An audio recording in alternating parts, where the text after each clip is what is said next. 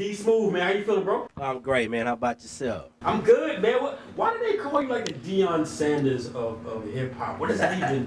How does that correlate? Well, Yeah. honestly, my type of hip hop is neo soul and hip hop. So I put a collaboration of like jazz and hip hop together, and just make it smooth. Definitely. Now I remember in the early '90s, there were guys like Tribe and Digital Planets that were doing the mesh of jazz and hip hop. Now, why is that a sound that you adapted to? Well, honestly, that's when I was like 16 years old. That was my first album was a jazz album, and then I started expressing myself more into the hip hop scene and singing a little background. So that just mashed together for me. I was listening to Tribe Called Quest and stuff growing up, so that kind of helped me out. Find myself as well. No doubt, no doubt. Now, with jazz and hip hop, that fusion, I love the melody, I love the energy of it. But how challenging is it to find a producer in this day and age who can kind of create that sound for you? Because that's not what the masses are producing right now. So how do you find that kind of production? Well, honestly, it just takes a lot of talent and a lot of patience to just find your sound. So you don't want to try to sound like somebody else, but if you do, you just want to be better than what they did. So, but honestly, it's just finding yourself and continue to go. Now, are there producers that you go to this particular sound, or is everything done in house? Everything is done in house. I just find my sound, pick up an instrument, and just go with it. But you have a musical background that goes beyond hip hop because you were doing the band thing. Yeah. You went to Grambling and played band at Grambling. Yeah. Tell us about that and how that experience kind of helped shape you into the artist you are today. Well, playing in the band at Grambling, that really helped me out. My father being a band director, and that was in high school, and just hearing the different sounds of what the clarinet makes and the where it comes in and the format of the song, and that helped me out a real lot. So that my production skills and as far as playing live instruments, that grew me. So you come from a musical family. Oh yeah. So what was your father's reaction when you were like, "Hey, Dad, I want to do music, but I want to do hip hop music"? What was that conversation? Oh, it was. Man, always implement some real music into it. Always make sure you do what you feel and say what you feel and make sure it's right. So that was his whole deal as far as me being a hip hop. But I always told him that I'm gonna play my horn. I'm gonna play something live. So he always respect my music. Very dope, very dope. Now I like the era of hip hop we're in because we're in an era where it's like you can get your grown man on, you can get your grown woman on, and still love hip hop, and there's an audience for it, and there are people making that grown sound.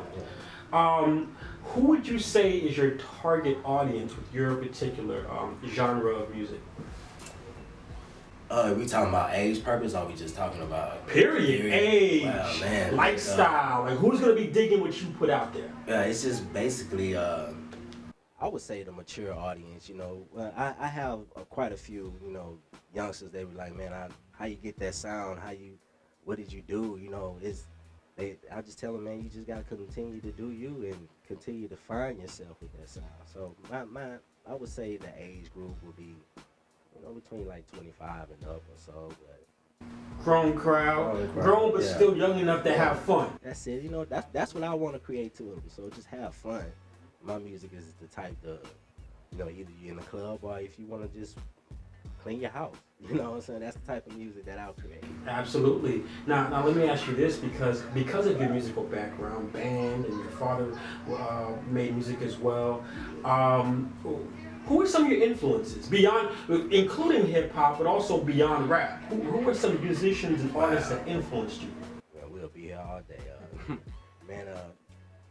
Real influence, big band, Earth, Wind and Fire, rest in peace, Maurice White.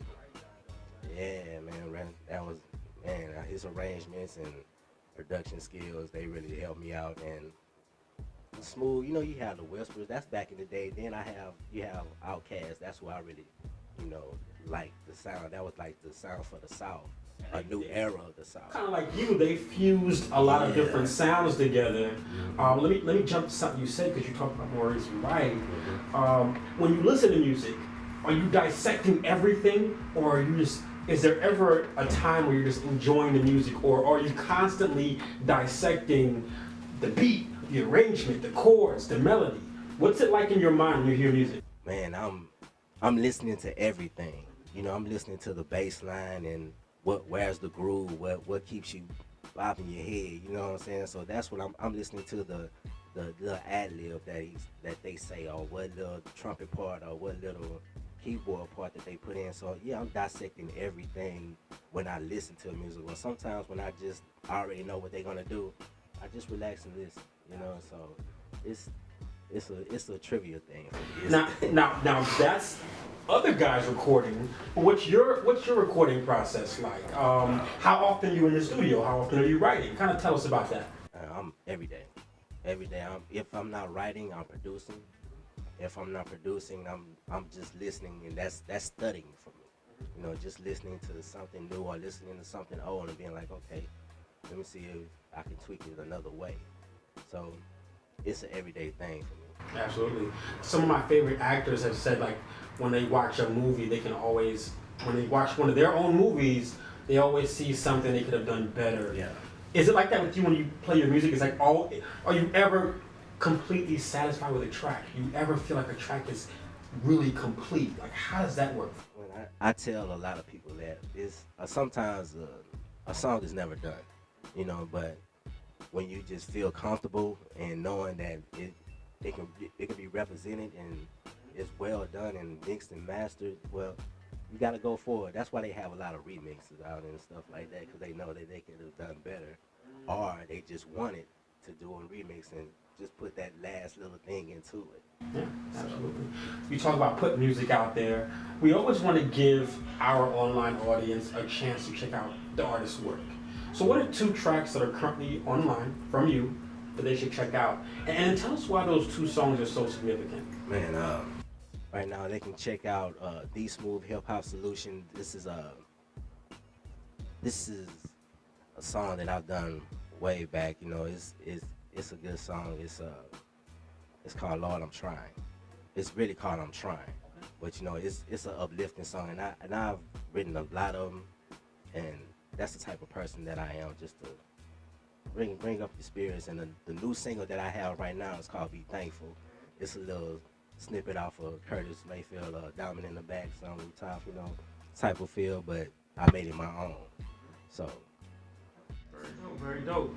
Coming up, you got a show coming up. You got, kind of tell us what to look forward to from you in the near future. Well, I'm gonna be pushing this single, Be Thankful, but I have a show coming up at Warehouse Live, March 25th, 2016. You can get your tickets at www.dsmoove, that's DEESMUVE, music.com.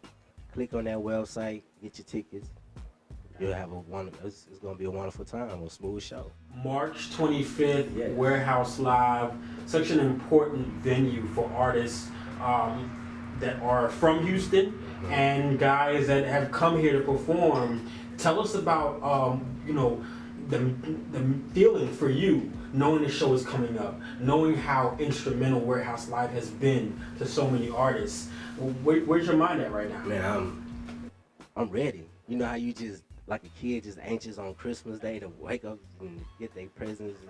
And I'm just ready to show my stuff, show my skills, and everybody know that, hey, this is what I love to do. This is the Smoove music. Absolutely. That's his gift, in performing. And our gift from him will be appreciating the performance. Yes. So March 25th, Warehouse Live, Smoove, the historic Warehouse Live, the Deion Sanders of hip hop. We're mixing jazz, we're mixing hip hop. Some horns will be in the music right there. Yeah. So it's everything that has kind of made black music great, put all together in one. So it's gonna be a dope show, man. That's it. Hey, before I let you go, you gotta hit us with your Twitter, your Instagram. How do we keep up? Instagram, Facebook is at dsmoove. That's DEESMUVE. Or you can catch my website and Google me at www.dsmoovemusic.com.